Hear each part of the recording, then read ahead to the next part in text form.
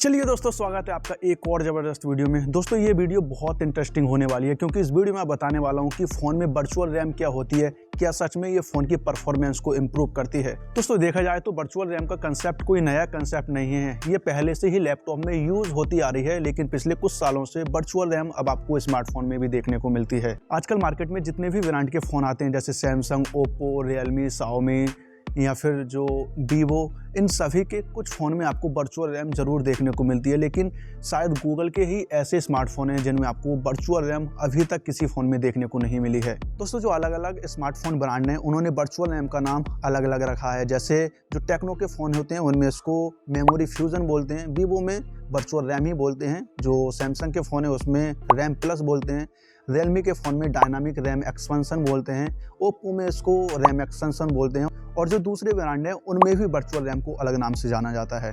अगर दोस्तों आप जानना चाहते हैं कि वर्चुअल रैम क्या होती है, ये कैसे फ़ोन में काम करती है, क्या सच में ये फ़ोन की परफॉर्मेंस को इम्प्रूव करती है, तो इस वीडियो को लास्ट तक ज़रूर देखें। सबसे पहले समझते हैं कि फ़ोन में रैम आखिर होती क्या है। फ़ोन में आपको दो तरह की स्टोरेज देखने को मिलती है, रैम यानी रैंडम एक्सेस मेमोरी, और दूसरी होती है रोम यानी read only memory. Read only memory, ROM को ही हम इंटरनल स्टोरेज भी बोलते हैं। फ़ोन में जो ऑपरेटिंग सिस्टम होता है वो रैम में स्टोर होता है, जबकि ऐप्स और दूसरे जो फाइल्स होती हैं, वीडियोस, फोटोज़, वो सब इंटरनल स्टोरेज में स्टोर होते हैं।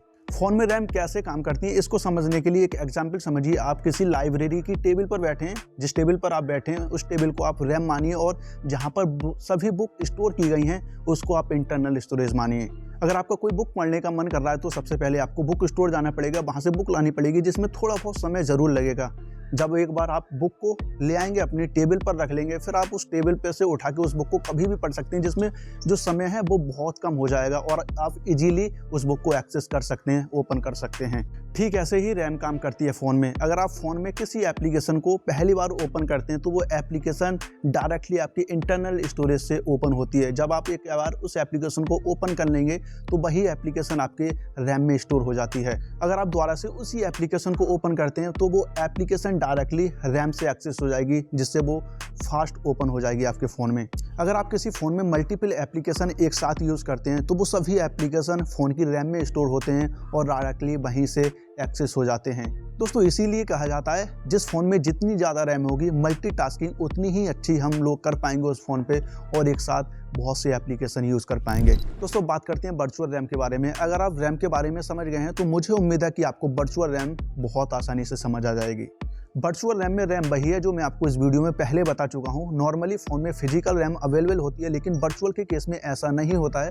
जब आप अपने फ़ोन में वर्चुअल रैम को ओपन करते हैं तो आपके जो फ़ोन का इंटरनल स्टोरेज है उसका कुछ पार्ट वर्चुअल रैम में कन्वर्ट हो जाता है। इसको समझने के लिए मान लीजिए अगर आपके पास में कोई फ़ोन है जिसमें 64 GB इंटरनल स्टोरेज है और वही फ़ोन 4 GB वर्चुअल रैम को सपोर्ट करता है। अगर आप उस फ़ोन में 4 GB रैम को इनेबल करते हैं, 4 GB वर्चुअल रैम को इनेबल करते हैं, तो उस केस में आपकी जो इंटरनल स्टोरेज 64 GB, उसमें से 4 GB जो स्टोरेज है वो वर्चुअल रैम में कन्वर्ट हो जाएगा।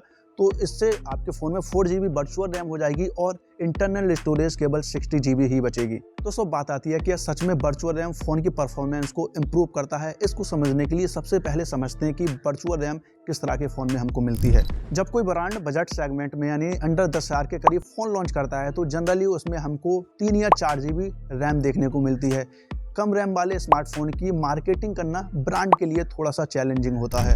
तो उस केस में ब्रांड क्या करता है कि ब्रांड फ़ोन में वर्चुअल रैम का सपोर्ट दे देता है।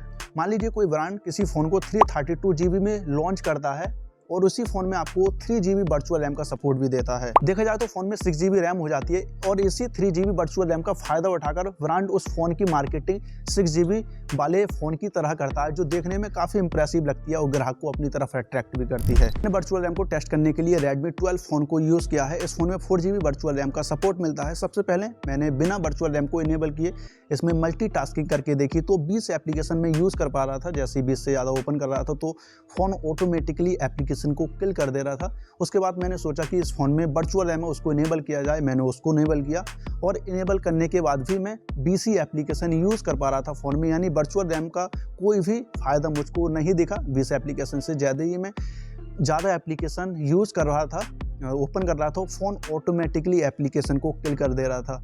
तो मुझे तो कोई फ़ायदा वर्चुअल रैम का लगा नहीं फ़ोन में। दोस्तों एक ऐसा फ़ोन जिसमें आपको 6 GB रैम मिलती है, वहीं दूसरा फ़ोन जिसमें 6 GB रैम तो है लेकिन उसमें 3 GB वर्चुअल रैम है प्लस 3 GB फिजिकल रैम है। तो इस केस में दोनों फ़ोन का कोई कंपैरिजन नहीं है, क्योंकि जो 6 GB रैम वाला फ़ोन है उसकी जो मल्टीटास्किंग है वो बहुत अच्छी होगी उस फ़ोन में जिसमें आपको वर्चुअल रैम का सपोर्ट मिलता है। वर्चुअल रैम उतना परफॉर्मेंस को इम्प्रूव नहीं करती है फ़ोन में ओवरऑल देखा जाए तो।